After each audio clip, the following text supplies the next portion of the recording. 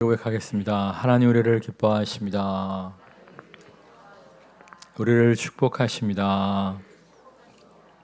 정말 우리의 부족함과 우리의 연약함에도 불구하고 하나님이 너무나 우리를 기뻐하시고 축복하심을 믿고 나아가는 모두가 되시기를 주님의 이름으로 축원합니다. 행복이란 무엇일까요? 어떤 기자가 노신사에게 물었습니다. 이 노신사가 뭐라고 대답했을까요? 돈, 명예, 가족, 뭐라고 대답했을까요? 신기하게도 세 가지 다 아니었습니다. 노신사의 답변은 보람이었습니다. 보람. 그분이 이제 어린 시절에는 굉장히 가난하게 살았답니다. 가난하게 살았기 때문에 젊은 시절에는 돈 버는 게 행복이었다는 거예요. 어느 정도 돈을 벌고 나니까 더 이상 버는 것이 기쁨이 행복이 되어지지 못하더랍니다. 남에게 인정받는 인생, 남에게 존경받는 인생, 명예를 추구했대요. 근데 명예란 것이, 인기란 것이 그렇지 않습니까? 인기 스타 있으면 사람들이 막 열광하다가도 또 다른 인기 스타가 나타나면 열광했던 사람들이 다른 스타한테 우르르 몰려가잖아요. 정말 명예란 덧없음을 발견할 수가 있었대요. 그래서 뭐니 해도 가족이 제일이다 했었는데, 그래도 애들이 어렸을 때는 아빠가 이렇게 퇴근하면 아빠 달려오곤 했었는데, 좀 자라니까 아빠가 퇴근해도 문 딱 자기 방 문 걸어 잠그고 쳐다보는 놈도 없더라는 겁니다. 또 아이들이 크니까 다 장가가서 명절에나 가끔 오는 것이지 애들 얼굴 보기도 힘들더라는 거예요. 그래서 아내만 보고 살았는데, 함께 늙어가는 아내만 보고 살았는데, 안타깝게도 아내가 질병에 걸려서 먼저 세상을 떠나가 버리게 된 거예요. 의지하던 아내까지 사라져 버린 마당에 나에게 남은 행복이란 무엇일까? 나에게 남은 행복은 무엇일까? 한번 생각해 보았대요. 근데 감사하게도 그분이 이제 원래 연세대학교 철학 교수를 하시다가 은퇴하신 분이거든요. 나이가 점점 많아질수록 좀 더 심오한 철학이 있을 것으로 생각하고, 여기저기서 글을 달라고 하고 여기저기서 강연 요청을 함으로 말미암아 지금 연세가 꽤 많으심에도 불구하고 이곳저곳 다니시면서 강연 활동을 펼치고 계십니다. 정말 나이가 많음에도 불구하고 이렇게 쓰임받는 인생을 사는 것이 너무나 보람이요, 기쁨이요, 행복입니다. 이렇게 말씀을 하시더라고요. 그분의 고백을 들으면서 가만히 생각해 보았더니, 우리 예수 믿는 사람은 꼭 철학 교수가 아니더라도 정말 마지막 날까지 쓰임받는 기쁨과 즐거움과 보람과 행복을 누릴 수 있겠구나, 이런 생각이 들더라고요. 정말 그렇지 않습니까? 교회 안에 봉사할 일이 얼마나 많아요. 교회 안에 헌신할 일이 얼마나 많습니까? 제가 얼마 전에 어떤 교회를 좀 방문한 적이 있었는데, 주차장이 굉장히 넓은 교회예요. 근데 어떤 나이 드신 분이 주차장을 열심히 청소하고 계시더라고요. 주차장에 떨어진 쓰레기들을 쓸어 담고 계시더라고요. 근데 얼굴에 굉장히 즐거움이 있는 거예요. 얼굴에 보람과 기쁨이 넘치는 거예요. 나중에 알고 봤더니 그 교회 장로님이시더라고요. 세무공무원으로 은퇴하신 분인데, 은퇴하고 놀면 뭐하냐고 매일마다 교회 나와서 주차장을 청소하신다는 거예요. 정말 우리 교회도 보면 정말 해야 할 일이 얼마나 많은지 몰라요. 얼마 전에 김양희 전사님이 그러더라고요. 목사님, 토요일 날 누가 좀 교회에 와서, 우리 교회가 스타렉스가 2대가 있잖아요. 누가 내부 청소 좀 했으면 좋겠다는 거예요. 스타렉스 내부에 쓰레기도 좀 줍고 바닥도 좀 쓸고 의자도 좀 걸레로 닦아줬으면 좋겠는데, 하여튼 좀 누가 좀 자원해줬으면 좋겠다, 이런 얘기를 하시더라고요. 따라하겠습니다. 귀 있는 자는 들을지어다. 앞에서 한 명, 뒤에서 한 명 부르심을 느끼는 것 같은데, 그 부르심 맞으니까 헌신하시기를 주님의 이름으로 축원합니다. 아니 나이 들어서 요양병원에 누워 있어도 마찬가지예요. 우리가 나이 들어서 요양병원에 누워 있어도 정말 중보기도의 사명을 감당할 수가 있잖아요. 안 그래요? 정말 자신을 위해서 기도하고 가족을 위해서 기도할 뿐만 아니라 정말 전 세계를 위해서 기도할 수 있지 않습니까?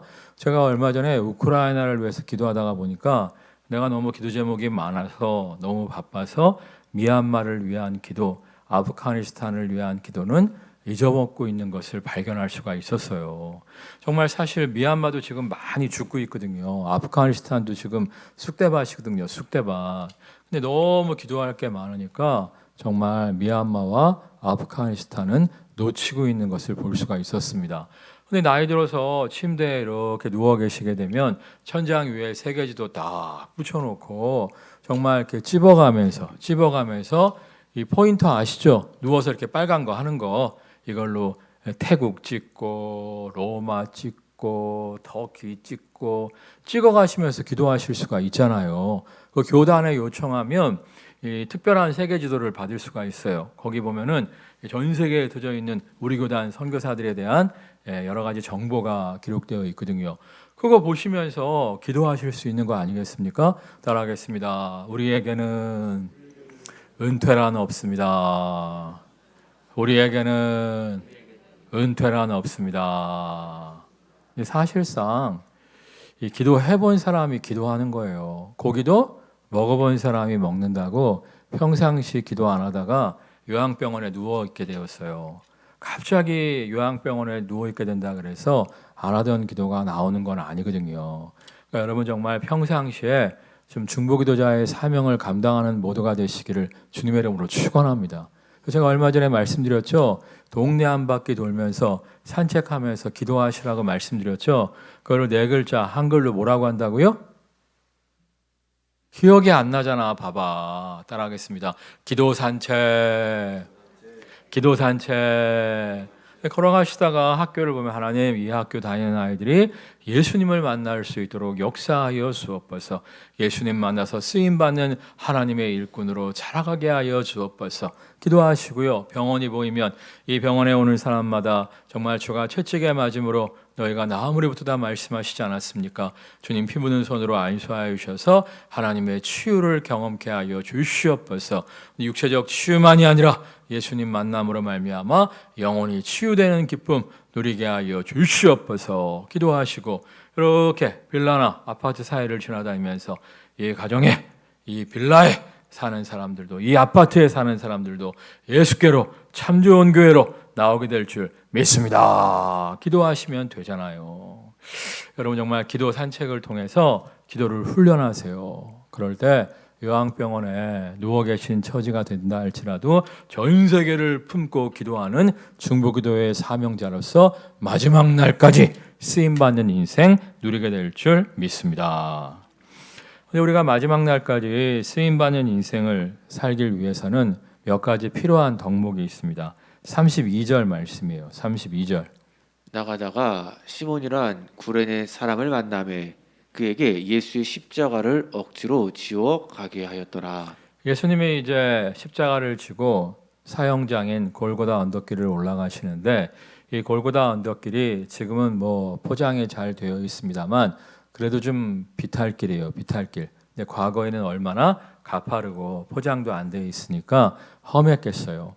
험한 골고다 언덕길을 올라가시다가 예수님이 자꾸만 쓰러지시는 거예요. 넘어지시는 거예요. 그러니까 로마 군병이 길 가던 구레네 시몬에게 억지로 십자가를 지게 합니다.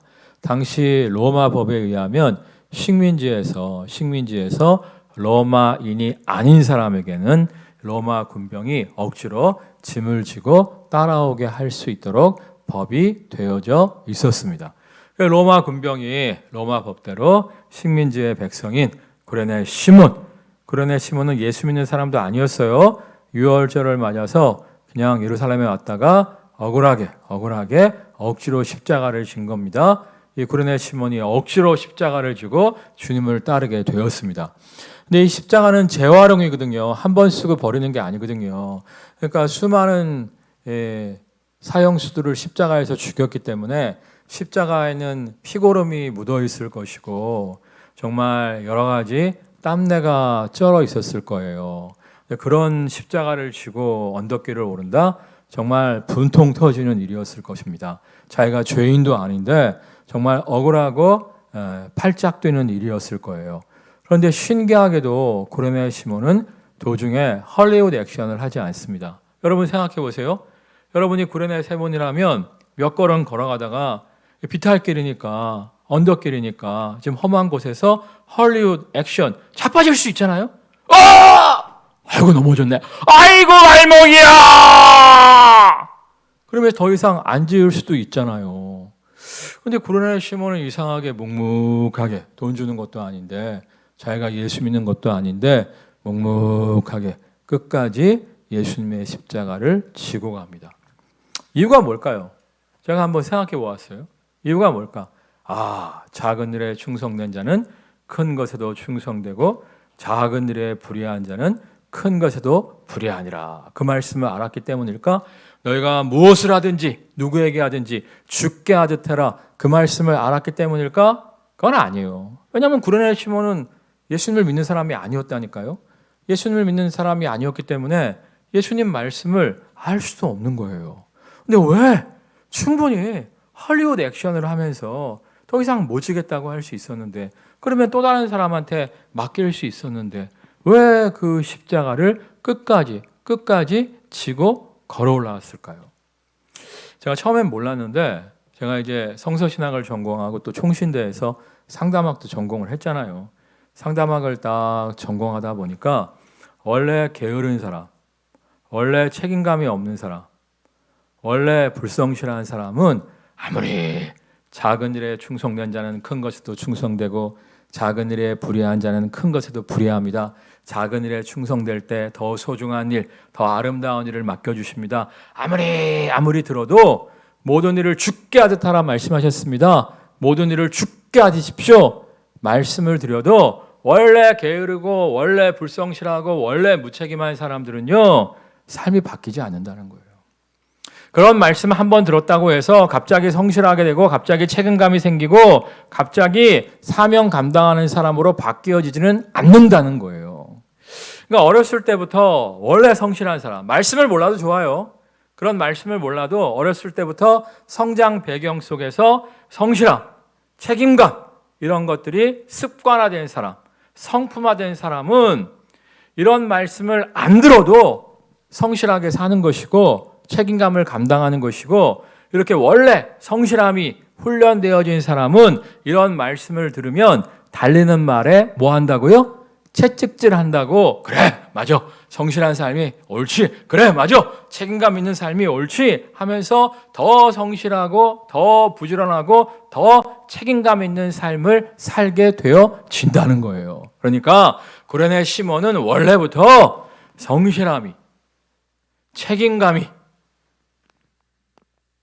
습관화되어 있던 사람이었기 때문에 자기가 죄인도 아니고 예수도 모르지만 끝까지 그 십자가를 지고 갈 수가 있었던 거예요. 덕분에 어떻게 됩니까? 정말 십자가에 매달리신 예수님을 바라보면서 예수님을 나의 구원자 주님으로 영접함으로 말미암아 가족 구원의 축복을 누리잖아요.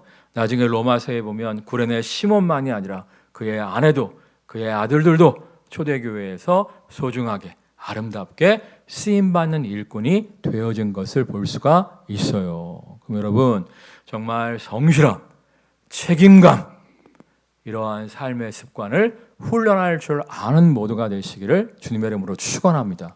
우리가 정말 성실함과 책임감이 훈련되어질 때 더 큰 일에 꾸준하게 쓰임받을 수가 있는 거예요.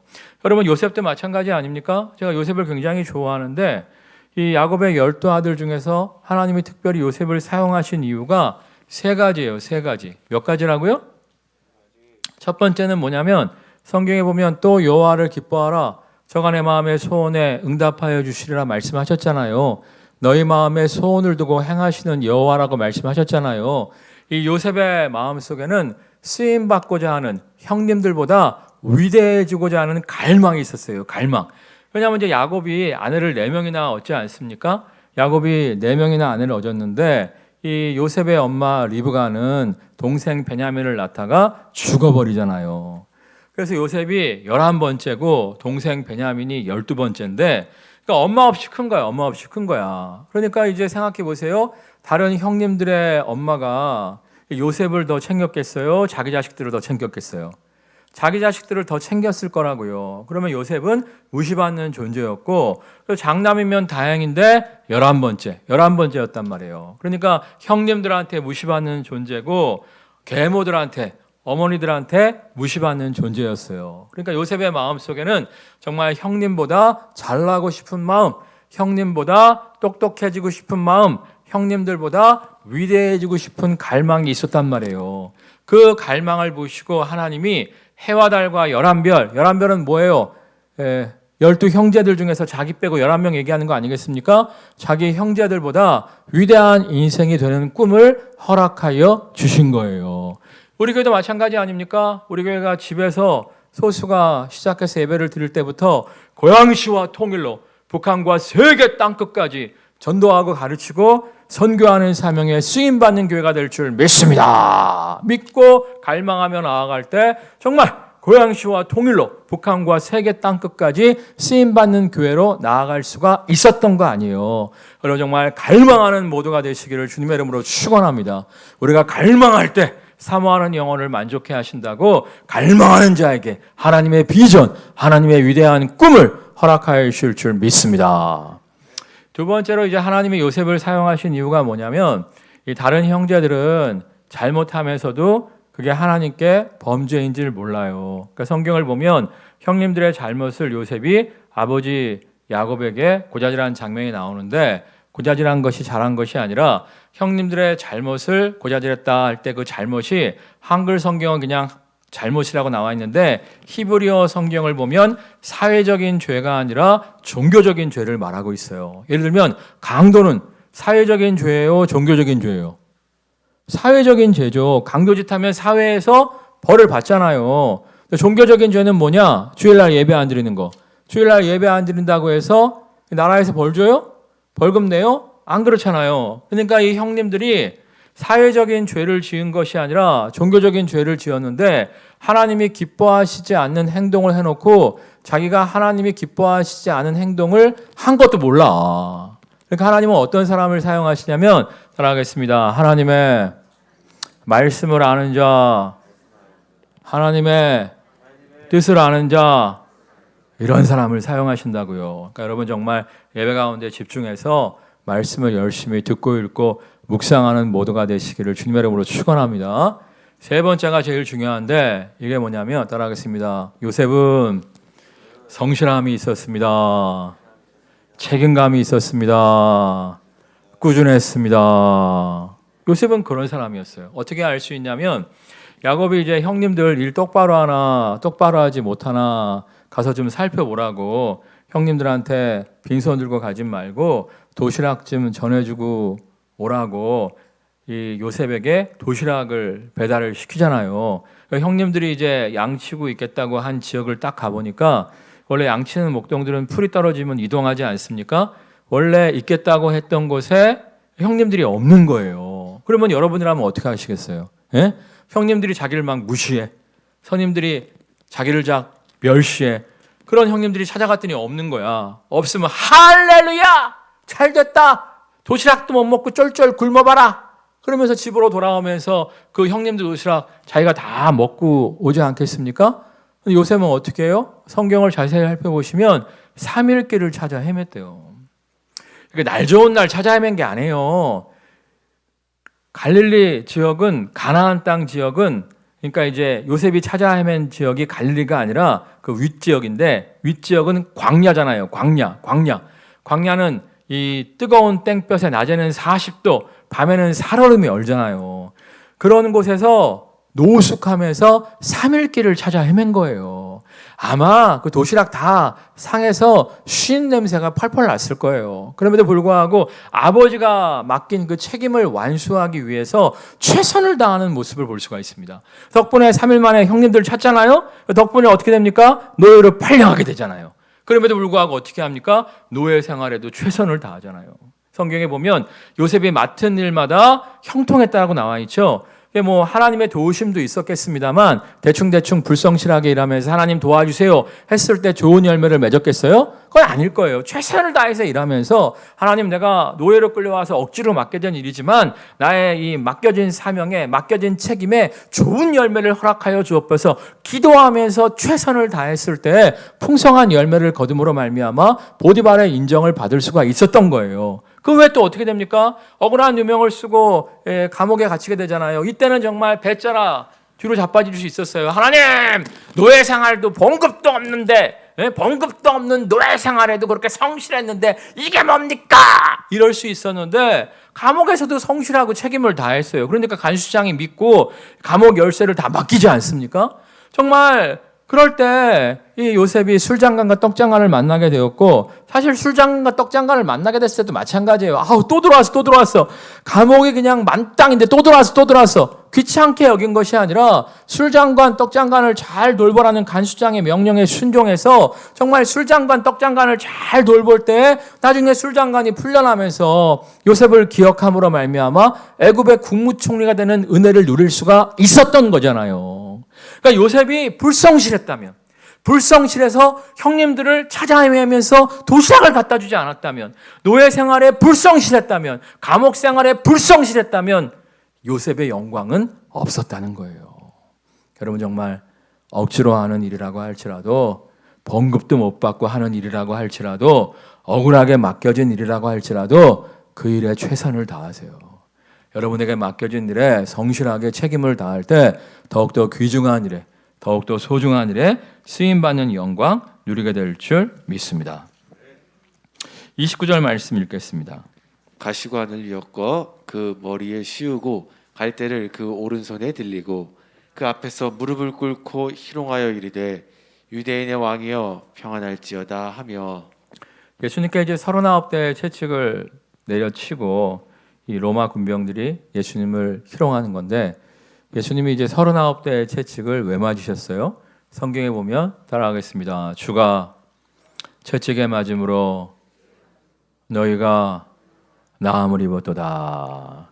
정말 채찍에 맞음으로 우리의 모든 질병의 저주를 대신 감당하여 주신 거예요. 여러분 아플 때 손 얹고 기도하세요. 주가 채찍에 맞음으로 너희가 나음을 입었도다 말씀하시지 않았습니까? 정말 피 묻은 손으로 안수하여 주심으로 말미암아 하나님의 놀라운 치유를 허락하여 주시옵소서. 기도할 때 여호와 라파 치료의 하나님께서 우리를 강건케 하여 주실 줄 믿습니다. 아무튼 이제 우리의 모든 질병의 저주를 대신해서 39대 채찍을 맞으시고 이제 가시면류관을 씌셨다는 거예요. 근데 이제 예전에 왕이 왕위에 등극할 때는 어떻게 했냐면 머리에 황금 면류관을 씌워 주었습니다. 그리고 오른손에는 지팡이를 들려줬어요. 그 지팡이에는 금고리, 금홀이 달려져 있었거든요.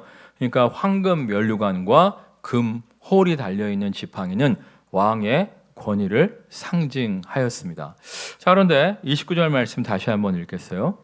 가시관을 엮어 그 머리에 씌우고 갈대를 그 오른손에 들리고 그 앞에서 무릎을 꿇고 희롱하여 이르되 유대인의 왕이여 평안할지어다 하며. 여기 보면 뭐라고 얘기해요? 유대인의 왕이요. 그러니까 유대인들은 예수님을 배척하고 하나님이 약속하신 메시아, 하나님의 왕으로, 하나님이 보내신 왕으로 인정하지 않았습니다. 근데 로마 군병들이 오히려 예수님을 유대인의 왕으로 인정하면서 조롱하고 희롱하면서 왕이 등극하는 왕의 상징인 면류관, 그렇지만 이제 가시 면류관이죠. 예수님이 가시로 엮어지신 이 면류관을 딱 썼을 때 피가 쫙 흐르는 장면 영화에서 보신 적 있으시죠? 가시 면류관을 쓰시고 갈대 지팡이를 들게 만들었다는 거예요. 이 장면을 유명한 성경학자가 이렇게 얘기해요. 따라하겠습니다. 가장 비참한 즉위식. 이번에 대통령 당선자 보면 아직 대통령 안 됐잖아요. 그럼에도 불구하고 뽑혔다는 뉴스가 발표되니까 사람들이 막 환호하고 축하해 주잖아요. 아직 대통령으로 취임하지도 않았는데 그렇게 막 환호를 해주는데, 정말 만왕의 왕이신 예수 그리스도는 조롱받으면서 가장 비참한 즉위식을 경험하게 되십니다. 근데 우리가 정말 주님을 믿고 따르는 삶을 살 때, 주님께 쓰임 받는 인생을 살 때 각오해야 할 것이 있어요. 그게 바로 조롱이에요. 조롱. 여러분이 그냥 교회만 왔다 갔다 하면 아무도 뭐라고 안 해요. 여러분이 교회만 그냥 왔다 갔다 하면 아무도 뭐라고 안 합니다. 근데 좀 열심히 교회를 다니잖아요. 교회에서 좀 봉사도 하고 헌신도 좀 하잖아요. 그럼 주변에서 그래요. 그럼 적당히 믿어라. 적당히 믿어라. 왜 이렇게 난리 법석을 떨면서 믿냐. 그렇게 얘기를 해요. 아니 같이 한 교회 안에서도 마찬가지예요. 좀 이렇게 힘쓰고 애써서 충성봉사 헌신하시는 분들 있잖아요. 그러면 칭찬을 하는 것이 아니라 시기 질투하면서 조롱하는 사람들을 만나게 됩니다. 저도 많이 만났어요. 제가 이제 부교육자 때, 부교육자는 사람이 받으면서 일하는 거 아닙니까? 그럼에도 불구하고 선임이 어느 날 나를 부르더니 남목사 적당히 해.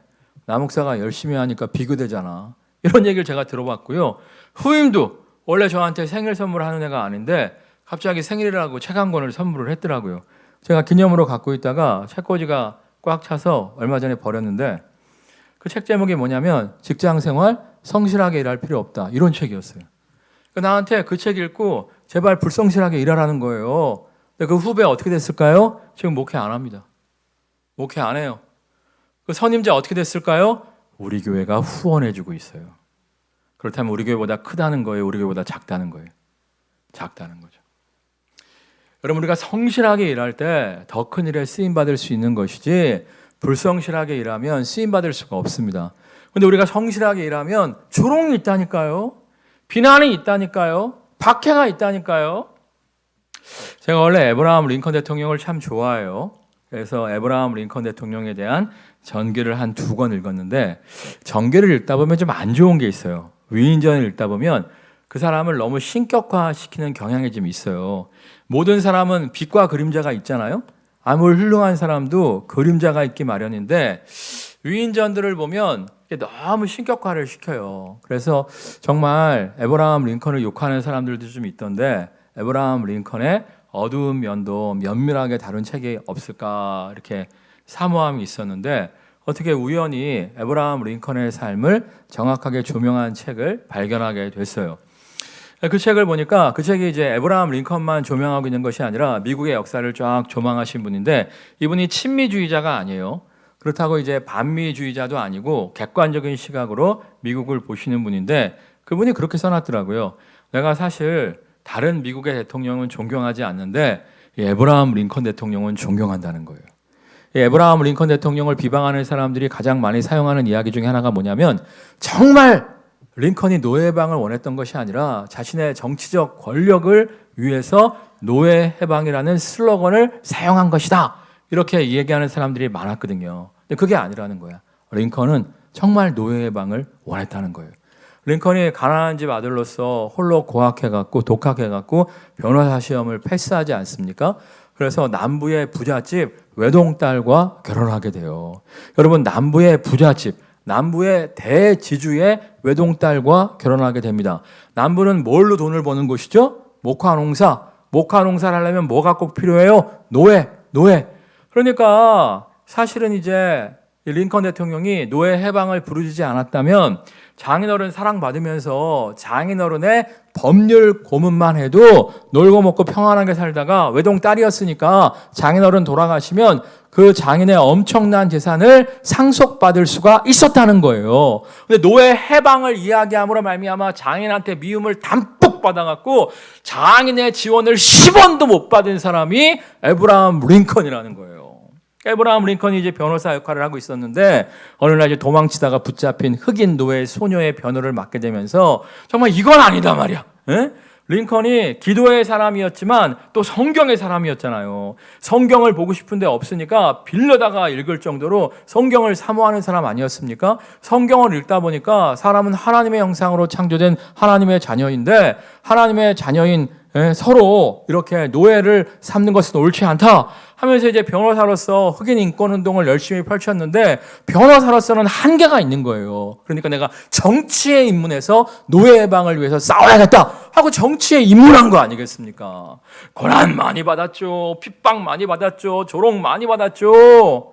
근데 결국에는 남북전쟁을 승리로 이끌므로 말미암아 노예 해방을 시키고 안타깝게도 전쟁이 끝난 후에 일주일 후에 정말 암살자의 총탄에 사라지지 않았습니까? 정말 에브라함 링컨이 정말 노예 해방만 부르짖지 않았다면 그 장인어른의 막대한 재산을 물려받아서 놀고 먹고 평생 잘 살 수 있었어요. 그러나 정말 하나님의 부르심에 헌신했기 때문에 하나님의 부르심에 헌신했기 때문에 평생 고생하다가 총탄으로 인생을 마치게 된 거예요. 그러나 지금 가장 존경받는 대통령이 누구라고요? 에브라함 링컨. 정말 역사에 위대한 발자취를 남기고 지금 하나님 나라에서 착하고 충성된 종으로서 인정받고 계실 거예요. 우리 한번 디모데후서 참고 구절 말씀 보겠습니다. 너는 그리스도 예수의 좋은 병사로 나와 함께 고난을 받으라. 디모데에게 영적인 아버지인 사도 바울이 한 이야기인데 너는 그리스도 예수의 좋은 병사로, 병사가 어떠한 존재예요? 총알이 빗발치듯 퍼부어짐에도 불구하고 돌격 앞으라 하면 목숨을 걸고 뛰쳐나가는 존재가 좋은 병사잖아요. 주님이 가라 하면 가고 주님이 멈추라 멈추고 돌격 앞으로 하면 죽음을 각오하고 뛰는 존재가 되어져야 한다는 거예요. 그래서 이제 좋은 병사로서 나와 함께 뭘 받으라? 고난을 받으라. 고난을 받으라. 고난을 받으라. 우리 정말 쓰임받는 인생을 살려면 정말 주님을 기쁘시게 하고자 하는 인생을 살려면 고난을 받아야 돼요. 고난을 받아야 돼요. 우리가 아무것도 안 하면 고난이 없다니까?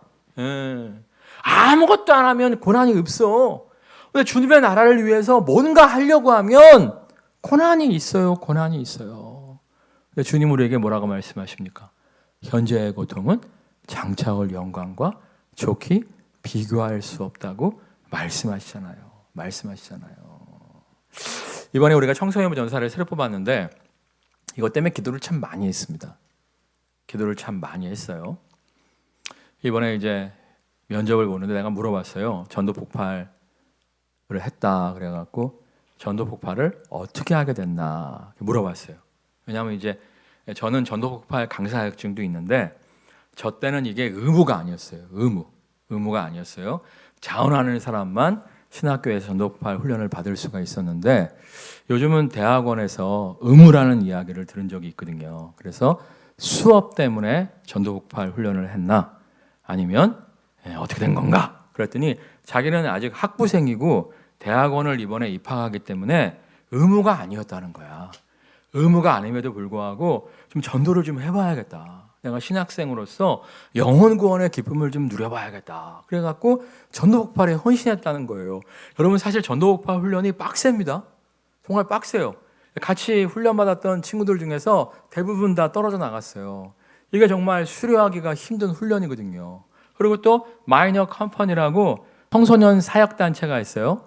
이 발런티어 자원봉사자들을 데리고 여름 청소년부 수련회, 겨울 청소년부 수련회를 하는 거예요. 돈 안 줘요. 돈 안 주고 발런티어 자원봉사자로서 가서 이제 여름에 봉사하고 겨울에 봉사하는 청소년 캠프인데 거기에서 3년 정도 일했다는 거예요. 돈 안 줘요. 돈 안 줘.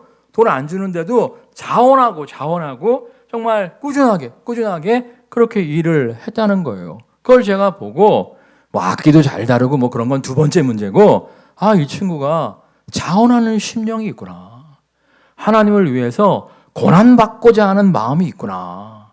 쉬운 길만 간 게 아니구나. 제가 사실은요 신학교 다닐 때 전도 폭발 이렇게 열심히 했거든요. 그 친구들이 그래요. 야, 공부할 시간도 없는데 무슨 전도 폭발이냐. 예? 수업 따라가기도 힘든데 무슨 전도 폭발이냐. 제가 이제 신학교 대학원 다닐 때 바이블 스터디를 이렇게 후배들한테 가르쳤거든요.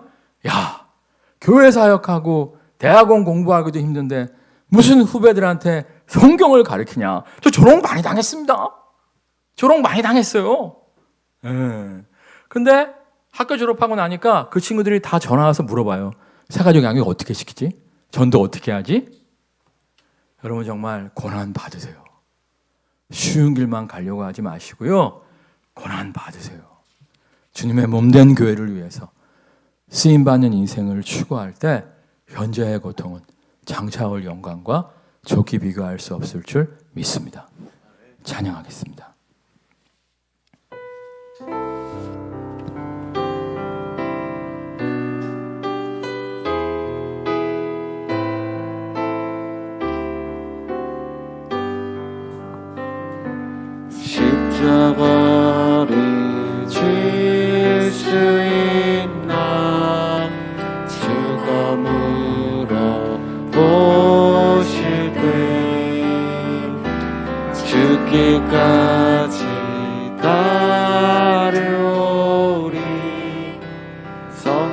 대답하였다.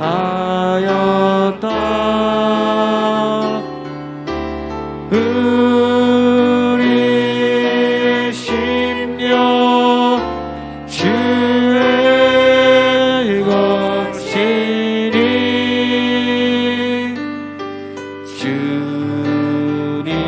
주님의 영상 만드소서. 주 인도 따라 살아갈 동안 사랑과 준성을 바치오리다.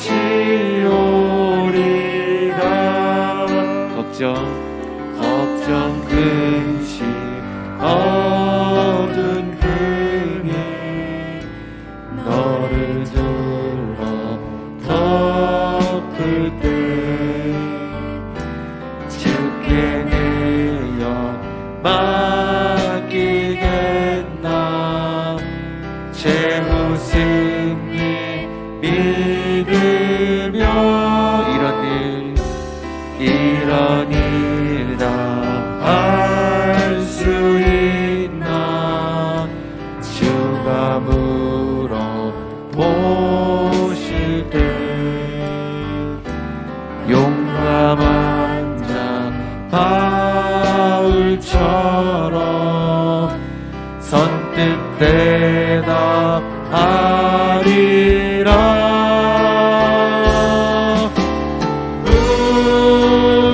우리의 심령 주의 것이니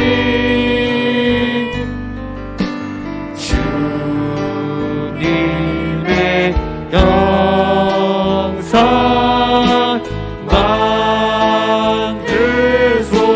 만드소서.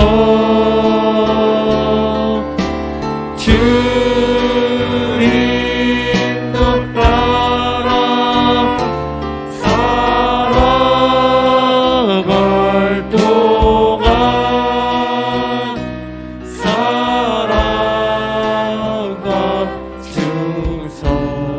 4절 한 번 더 하겠습니다. 이런 일 다 할 수 있나. 바치오리다. 이런 일 다 할 수 있나. 주가 물어보실 때 용감한 자 바울처럼 선뜻 대답하리라.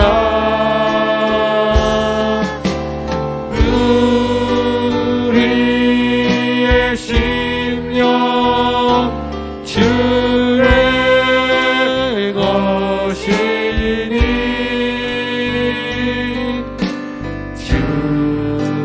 주님의 영상 만드소서. 주 인도 따라 살아갈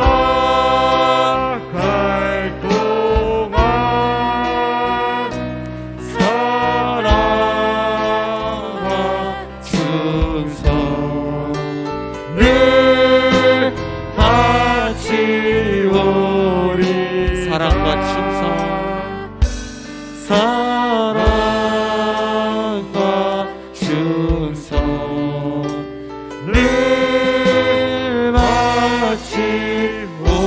바치오리다. 주님이 말씀하셨습니다. 나를 따라오려거든 자기를 부인하고 자기 십자가를 지고 나를 따라야 할지니라. 그렇게 말씀만 하신 것이 아니라 그 말씀에 대한 모범을 주님께서 친히 보여주셨습니다. 정말 십자가를 지고 싶지 않은, 고난의 길을 걷고 싶지 않은, 자기를 부인하고 하나님 아버지의 뜻에 순종하여 자신을 이 땅에 보내신 그 사명에 순종하여 끝까지 십자가를 지심으로 말미암아 부활의 영광을 누리셨습니다. 우리도 편한 길로 가고 싶습니다. 쉽게 신앙생활하고 싶습니다. 교회 와서 섬김만 받고 싶습니다. 근데 주님은 일꾼이 부족하다고 말씀하십니다. 우리의 봉사와 헌신이 필요하다고 말씀하십니다. 한두 번 하다가 포기하고 내려놓는 인생이 아니라 끝까지 쓰임받는 모두가 되어지게 하여 주옵소서. 조롱이 있다 해도 비난이 있다 해도 아니 그 누구도 관심 가져주지 않는다고 할지라도 내게 맡겨진 사명, 내게 맡겨진 책임들에 성실하게 쓰임받는 내가 되게 하여 주옵소서. 마지막까지 쓰임받는 인생을 살아감으로 말미암아 마지막 날 주님 앞에 섰을 때 행복한 인생, 보람찬 인생, 착하고 충성된 종으로 칭찬받는 인생 되어지게 하여 주옵소서. 합심해서 기도하겠습니다. 할렐루야. 사랑과 내가 충만하신 우리가 성실하고 꾸준하게 이 맡은 바 사명 감당하게 하여 주시옵소서. 주서 일꾼만 내 일꾼이 좋다고 말씀하십니다. 우리가 정말 때로는 조롱받을지라도 때로는 핍박이 있을지라도 주께서 우리에게 맡기신 아버지 그리고 주님의 충성된 일꾼으로 나아가게 하여 주시옵소서. 이미 십자가에서 본을 보이신 주님 우리에게 이런 짓 할 수 있나 물어보실 때 우리도 그 바울처럼 주님께 대답하며 주님 힘을 따르겠습니다. 주의 일꾼 되어 충성되이 사명을 감당하겠습니다. 고백하며 나아갈 때에 정말 주님께서 우리에게 착하고 충성된 자가 칭찬하시는 그 놀라운 그 주님의 영광을 바라보며 날마다 호흡이 끊어지는 그 순간까지 쓰임받는 인생 되게 하여 주시옵소서. 작은 일에 충성된 자는 큰 것에도 충성되고 작은 일에 불의한 자는 큰 것에도 불의하다고 말씀하였습니다. 정말 작은 일이라고 할지라도 끝까지 사명 감당한 우리, 책임 감당한 우리, 성실한 우리가 되어지게 하여 주옵소서. 이를 통해 마지막 날까지 쓰임받는 기쁨과 영광을 누리는 모두가 되어지게 하여 주옵소서. 예수 그리스도의 이름으로 기도드립니다. 우리 고백하겠습니다. 마지막까지 쓰임받는 행복을 누립시다. 마지막까지 쓰임받는 행복을 누립시다. 정말 꾸준함과 성실함으로 말미암아 마지막까지 쓰임받는 보람과 행복을 누리는 모두가 되시기를 주님의 이름으로 축원합니다.